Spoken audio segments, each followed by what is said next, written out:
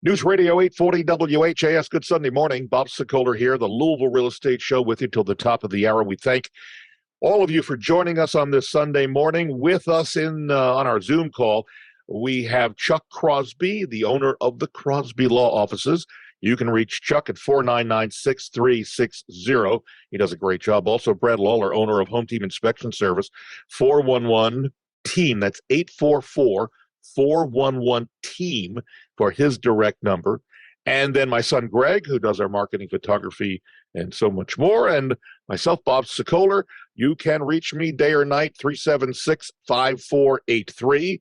Or you can go to bobsellmyhome.com. By the way, we now have 5 ways to help you sell your home, and it's all there. Go to bobsellmyhome.com or call me 376-5483. All right, guys, let's start off with what we've been talking about this week about closing your bedroom door when you go to sleep at night. Feel free to jump in, but it may not seem like a big deal, but when it comes to your family's safety, it's vital, and here's why. There are chances, if there is a house fire, if the door is closed, new reports show that it gives you more time to escape the flames. 40 years ago, the national average time to escape a house fire was 17 minutes. Now, with most furniture, fabrics, and even construction products made from synthetic materials, it's down to 3 minutes. And that's not a lot of time to get to safety. Until recently, there were really no updates. But now the U of L Firefighter Safety Research did a study, lit a small building on fire, leaving one bedroom door open, another closed. The results were astonishing. Fire swept through the bedroom with the open door, but the closed door held off the flames for a number of times. It's important. Brad? Well, I was going to say the other thing about it is the closed door is going to keep the smoke out longer, and because our smoke alarms are outside our bedroom doors, right? They're going to accumulate there, and they're going to trigger that alarm. Versus, you've got more airflow through that open door where the smoke's going to come into a bedroom. Maybe even before the smoke alarm is detecting it. So, I think we should all be sleeping with our bedroom doors closed just for that additional layer of protection from the smoke. Not so much even the flames, but the flames will move quickly, particularly with the way that our HVAC systems in our house work, which just stack effect. You're just moving air up from the lower floors to the the sleeping floors in most of the homes. It's just exaggerating the. It'd be nice. It'd be nice if we had like fire dampers. One of our uncle in New York makes fire dampers. I mean, if residential homes came equipped, it's expense, but Yeah, and it's interesting on this because in Jefferson County, the smoke detectors need to be 10-year non-removable lithium or electric with a battery backup. But Brad, do you see any other reason why they don't have this in other counties? Because this is almost a natural, it should be. It should be, but it's not. I think some of the surrounding counties, the agents are kind of helping homeowners understand, how they need to upgrade. But no, it's just a requirement in Jefferson County. Interesting. All right, we move over to Chuck. Tammy sent us an email saying she is selling her home, and this has gotten out of control. Apparently, realtor had taken pictures of the house, and after the pictures were taken, Tammy decided that she wanted to keep several of the lighting fixtures because they were expensive. So she went out, she switched out the lighting fixtures, and then the buyer comes in and sees the house with the new, less expensive, presumably, lighting fixtures, and the buyer puts an offer in on the house. Now the buyer is claiming they want the original lighting fixtures that were in the pictures that she saw online. So this brings up a really good point. The buyer sees pictures online, realizes that the lights that are in the pictures are not the lights that she saw when she was in the house.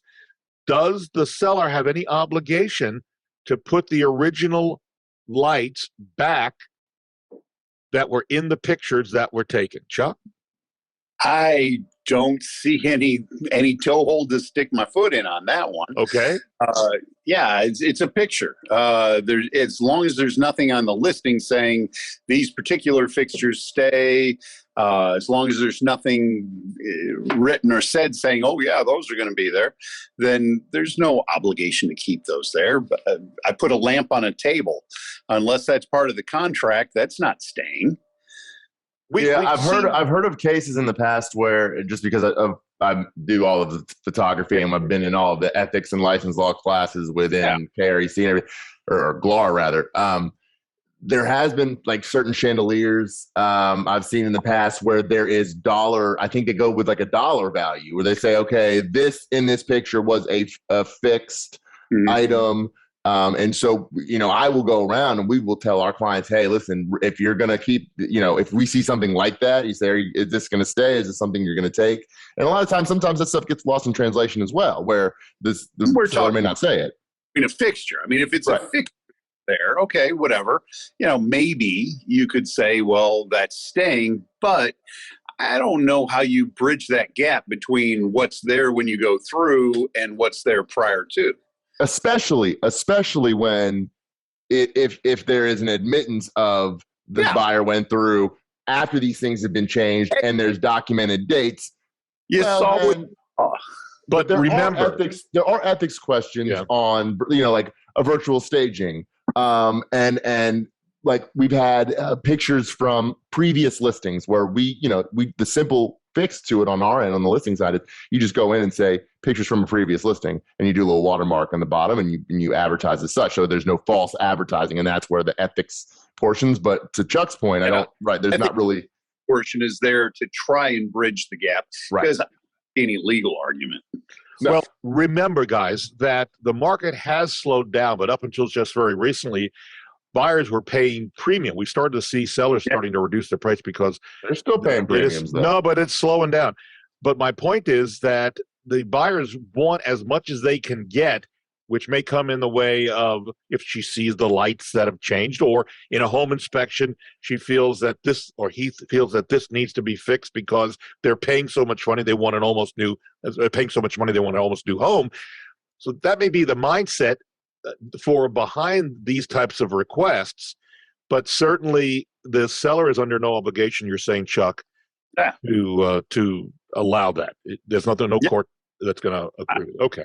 No, and it sounds like it's more of the issue of if the day before closing and you go through a walkthrough, and the day before and you have pictures of walking through, then that's a different ball. I mean, that goes back to my, one of my favorite closings where these people bought the house based on this beautiful landscaping, just gorgeous. And day of closing, after the walkthrough, the sellers went and pulled up all the plants and took them with them and left one small plant in a pot saying, here's a home warming present. How did that go over with the buyers on that, Chuck? How did that go? Not very. No apple pie, that's for sure. Yeah, lawsuit engendered. So the buyers, just taking this question, because this is interesting, this problem, to the next level. So did the buyers go after the sellers to replace the plants? Yeah. I mean, yeah. But what if they did damage to the plants and the root system? I'm just thinking this out loud, how this could be problematic. Yeah, it really was. They sold it based on this beautiful landscaping, and it was a desert when they went back, and they kept it all the way through the walkthrough. So folks who are selling and buying, agents probably know this already. If you as sellers want some of those plants to go with you, and you can say it's sentimental value, whatever it might be, you need to make sure that there's a document that spells out, that's signed by both parties, that spells out which plants, even number, and take pictures of them to be specific, so something like this doesn't happen. That's the best thing you as sellers can do and get in agreement with the buyer. Am I correct, Mr. Crosby? You are correct. As they say, a short pencil is better than a long memory any day of the week. Okay. I love it for me, but I'm going to use it. Yeah, write it down, will you? Because we'll use that one along with the radiator nachos, which the infamous. Well, my favorite is known or should have known, and if I don't know, I know somebody who does. He does. We could do a book of Chuckisms, I think. That would be good. I think I hear a book in the making. All right, over to Brad. Avery sent us an email about a home inspector who just went into his home. Apparently, the inspector took off the electrical panel to inspect it, but never put it back on the electrical box. The inspector also left doors to closets and under sinks open. So Avery's wondering, is that standard protocol, or did he get the luck of a draw of a lousy inspector? Yeah, he probably just had a guy that was distracted, maybe answering phone calls. But in a case like that, the best thing to do is to call the inspector back and just say, hey, you left this in an unsafe condition. Are you going to rectify this right away? And I would say most inspectors are going to apologize and go out and take care of it for them. I think the worst thing we do as inspectors is we walk away from running water. That's where, that's where we do more damage than anything else. Bathtubs that are left full of water, and that can be a real hazard. So, I know for a home team, we've got an inspection, an exit checklist that we go through, religiously every single time that goes through all those items to make sure that they're covered. But unfortunately, we're all humans and we make mistakes. But if there is a question you've got, if you own a home, the inspectors come through and there's something that's been left amiss, then call the inspector back. I mean, Bob, we have sellers that call in the office and they leave their blinds at a certain angle, and we left them off 10 degrees, and it happens. People are very particular about their homes, and we understand that. So we try to leave everything exactly the same way that we found it, but you don't always get it right. But yeah, there's no a safety hazard like leaving the dead front off. That should never happen. Yeah, and for those of you who are sellers or potential sellers who want to call an inspection service and complain about the blinds being off 10%, I give you food for thought. That's nothing, because in my first year of real estate, which was back in 2004, we represented the sellers. The buyers brought in their home inspector, and I will not name the name. It was not Home Team. They weren't even in the picture at that point. And the home inspector may be, or the group may be listening to me right now, so I will not use your name. They did the inspection, and I get a call from the seller who had walked into his house after the inspection about 30 minutes later, and there was water pouring from the kitchen light fixture because the inspector had left the water running in the tub above the kitchen. And the damage it caused was extensive. And remember, we talked in the past, and we're going to talk in the future about mold. Mold was just not even part of it. This was just the damage to the drywall and electrical. And so blinds being off 10%, not such a big deal, right? Yeah. Okay. We're going to take a break. When we come back, more of your questions with us. Brad Lawler, owner of Home Team Inspection Service, 844-411-TEAM. Chuck Crosby, the owner of the Crosby Law Offices. And by the way, when you go, I was just in there a week or so ago, when you go and look for the picture with the rabbit. It's just kind of one of Chuck's favorites. And then ask him to show you his collection of Star Trek memorabilia. Ooh. I'm just telling you, these are great little things about why there's the closings at Crosby Law Offices are so entertaining. My son Greg, who does our marketing and photography and so much more, and you can reach me, Bob Sokoler, either by going to our website. The easiest one to remember is bobsellmyhome.com, or you can call me, 376-5483. We're back in a moment on News Radio 840 WHAS. News Radio 840 WHAS, Bob Sokoler, the Louisville Real Estate Show, here with you till the top of the hour. Thank you so much, Barbara Corcoran. I just saw, again, Barbara doing one of her shows. She is a tough cookie. Greg and I know this. We've talked about this in the past. But in this one particular episode I saw, maybe it was on CNBC or something, she really went after the owner of this company, going, you are in the wrong business. You got to get out of this completely. So that's Barbara. We're going to go back up to see her in a couple of months down the road to have another meeting with her. We love her and dearly. So also, and again, you can reach me on my cell phone, 376-5483. Come out. We can talk about a plan to put the home on the market. No obligation, free of charge. And then if you decide to go forward, we'll get it rocking and rolling. Also here, We've got Chuck Crosby, the owner of the Crosby Law Offices. You can reach him anytime at 499-6360. Brad Lawler, owner of Home Team Inspection Service, 844-411-TEAM. And then my son Greg, who does our marketing, photography, and so much more. And we are on our Zoom calls, which basically means they're all questions via email because we can't get the calls in at this point. We're limited on some of the technology. So I've got these questions, and let's go to this one for Chuck. And this is from Bob. He writes, Bob, this is Anthony. He says, I have a house under contract with a realtor, and I'm having a problem that involves the wellness of my life. Chuck, listen on this. He says, I think it's in our best interest to sell the home right now, but my agent is telling me that I may not to sell the home right now. And my agent is saying it's in my best interest because of financial repercussions to sell the home.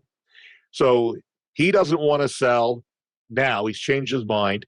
His agent says you may face repercussions.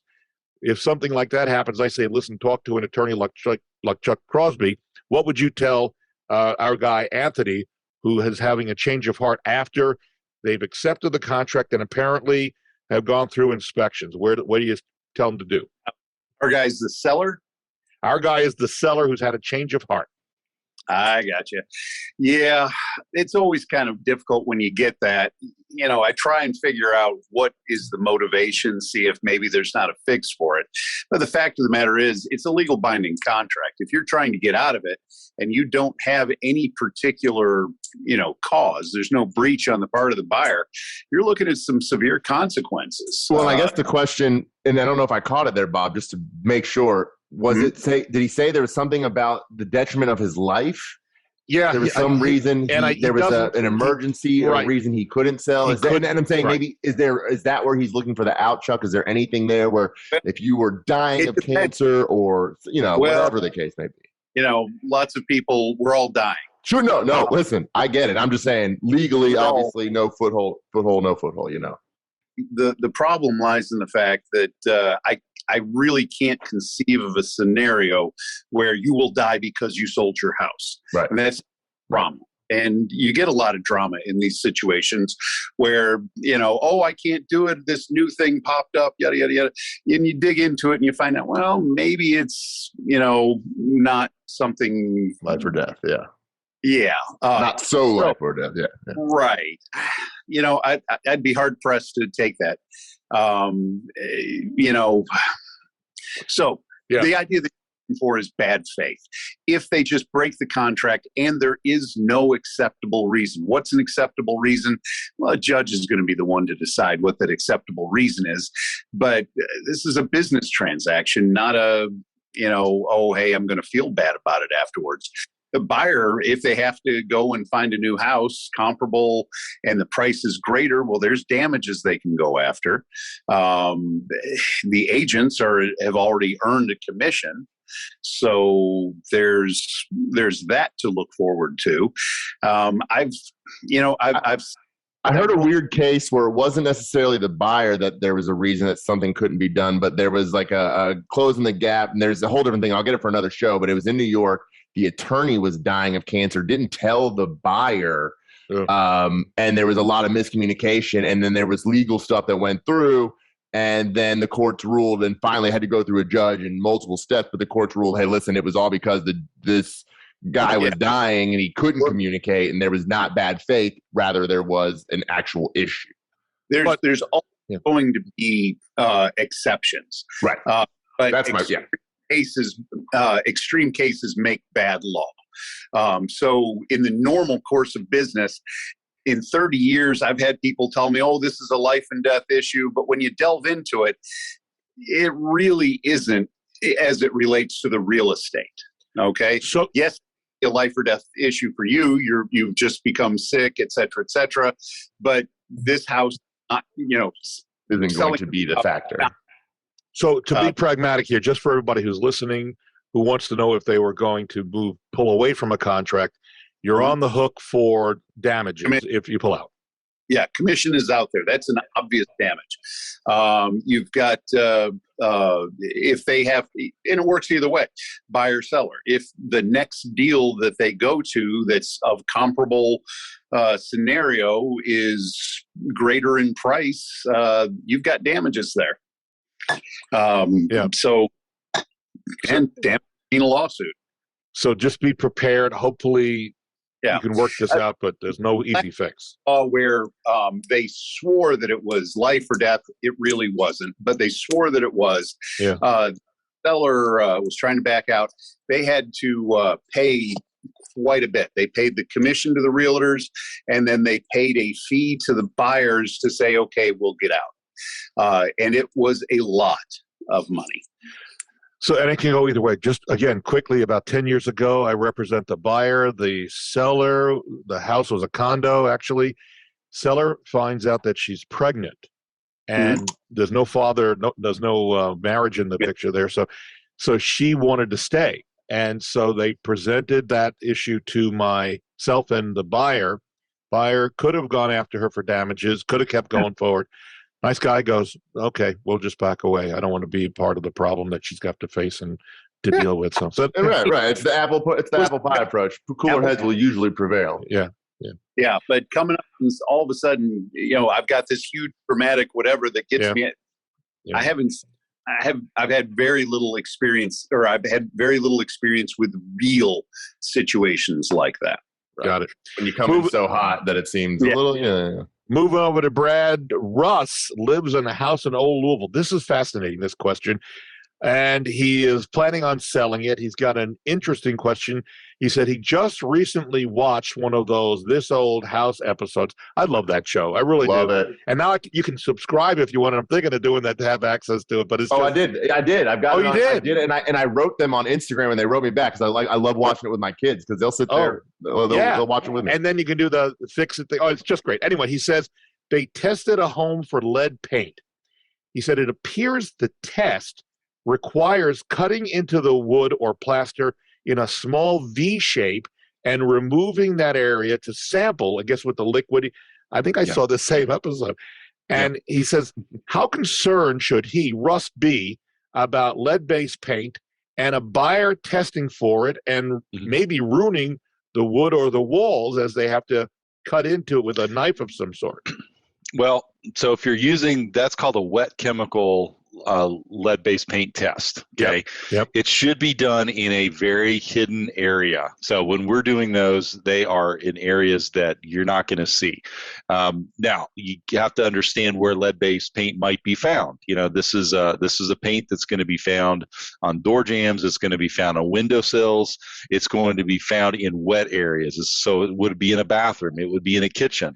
The last lead-based paint that was actually applied were exterior paints because it was extremely hard. So, you do have to know where you're looking for it. An inspector should leave no visible damage. The client shouldn't even know where the chemical test took place.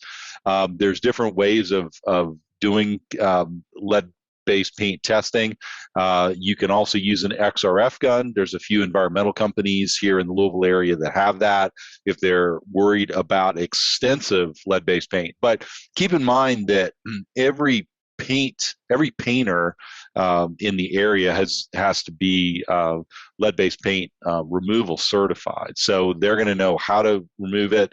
The challenge is knowing whether or not previous renovations that might have been done by a homeowner left a lot of lead-based paint dust around the house. So if you're living in a house that was built before 1978, make sure that you use a wet dusting method. Okay, so you're using pledge, you're using N-Dust, you're using something on a rag to pick up that dust, because what you don't want to do is put the dust back in the air, because that may be lead-based paint dust. So, now, question, real quick, as far as 1978, the cutoff. I was just thinking, is that the cutoff? Were lead-based paints? Do you still see some older homes where you're like, okay, this is 1980? 1982. Yes. So let's go. This is probably something we should check. When I went through my lead-based paint certification, my lead-based paint assessor certification class, one of the things that they found was there were warehouses that had paint in 1980 that was still lead-based paint. But keep in mind, again, almost all of that was exterior paint. Interior paint, they really kind of gave up on lead-based paint starting in the 50s is when they started winding down with it because it's extremely hard and it's expensive, and they just weren't, they were starting to switch to the latexes. All right, so let me back up here. You said wet removal as opposed to what type of removal? Well, so I'm saying just if you use a dust cloth, just put some sort of a dusting, like Pledge or Endust on that cloth so it picks up the dust and keeps the dust contained within that cloth versus just using a Swiffer or a dust rag, and all you're doing is just putting dust back up in the air. All right. One final thought on this, and then we're just about the end of the show. And you may have heard me talk about this, and maybe you haven't. So many of you know I was a television anchor reporter for 25 or so years. In 1981, I believe, it was in Baltimore, and I did this story on lead-based paint and how that no longer will kids have to worry about it because it's no longer being used. And I ended up in my stand-up, which is the thing when you're in front of the camera. I said, and so now these gals and guys won't have to ever worry about this type of a problem again. And then I signed off. And I get back to the station, and Oprah Winfrey, who was an anchor there, who was a friend, and she comes up and he says, Bob, never use the word gals again on the air because it's demeaning to African-American people. And this has stuck with me like it was yesterday. And Oprah is as sweet as she was when she did her TV show back then and even now. So anytime I talk about lead-based paint, this image of Oprah talking to me about not using these words, I just thought I'd share it with everybody because it was one of those really very weird things, When Oprah slaps you down, you've been slapped down. Yes, but nicely. Yes, nicely. You say thank you. I say thank you. Okay, I'll never do it again. And I've never done it again. We are out of time. My thanks to Brad Lawler, owner of Home Team Inspection Service. You can reach Brad and his team, 844-411-TEAM. Also, Chuck Crosby, the Crosby Law Officers. Good guy. Both of these guys are great guys. You can reach Chuck at 499-6360. My son Greg, who does our marketing, our photography, and so much more. And you can reach me anytime. If you want me to come out and do a consult just to talk about what the plans are, there's no obligation, there's no cost. Just give me a call, 376-5483, or go to bobsellmyhome.com. We are out of time. See you next Sunday on News Radio 840 WHAS.